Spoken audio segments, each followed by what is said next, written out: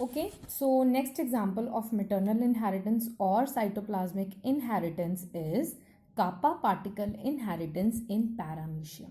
So जो paramecium की species है वो है paramecium aurelia.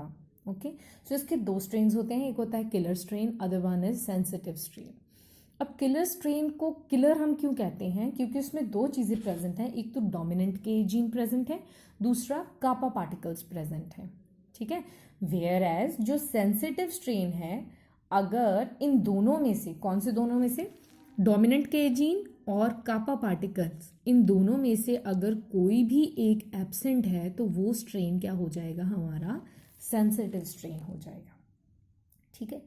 सो कंसेप्ट बेसिकली क्या है कि जो कापा पार्टिकल्स हैं they are responsible for secretion of paramecin.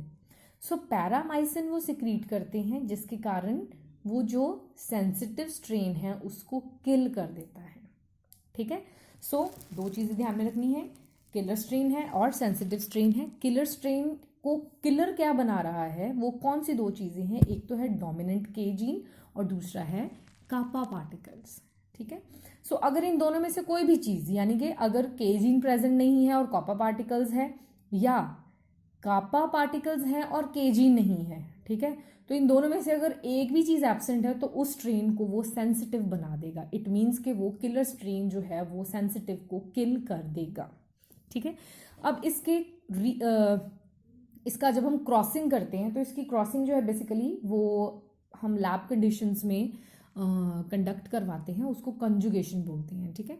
So it is a mode of reproduction where killer and sensitive strains are both crossed, ठीक है, in lab conditions.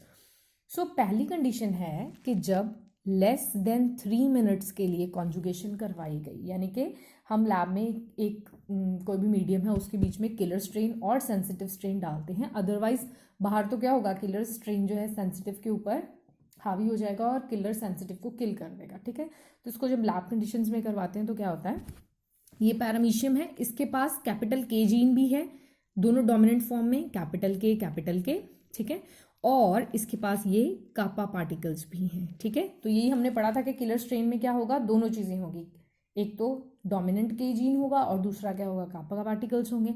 Where as sensitive strain के पास small के gene है, ठीक है, और उसमें कोई भी कापा पार्टिकल्स नहीं, यानी कि ना तो इसके पास डोमिनेंट के जीन है ना ही इसके पास कापा पार्टिकल्स है, ठीक है।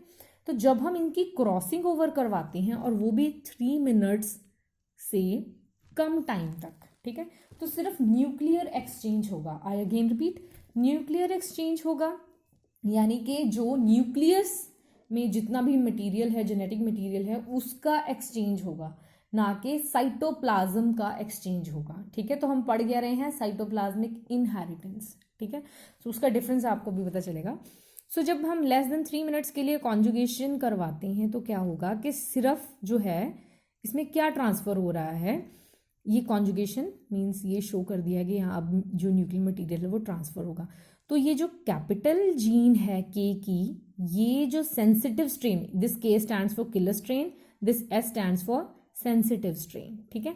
तो आफ्टर कॉन्जुगेशन देखिए हमारे पास क्या आएगा, after conjugation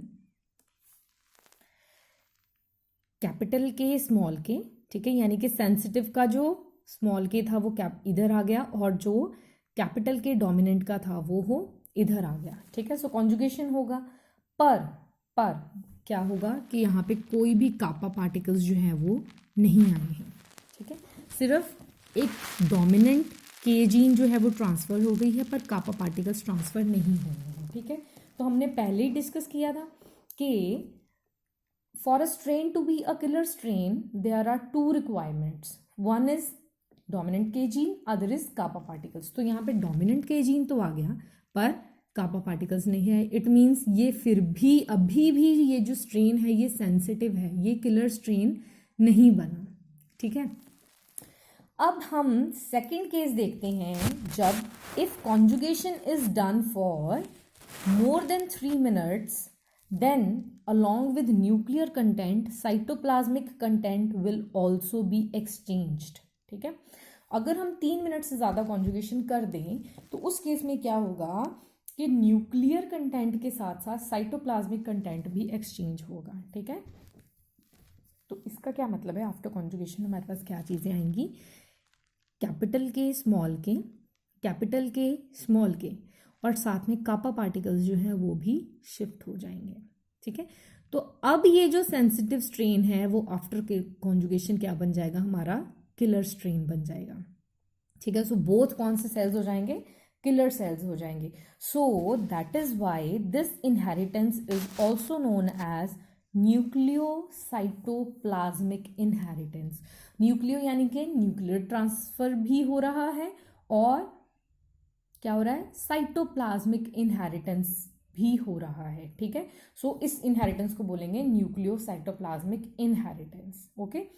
so this was all about kappa particle inheritance in paramecium, okay।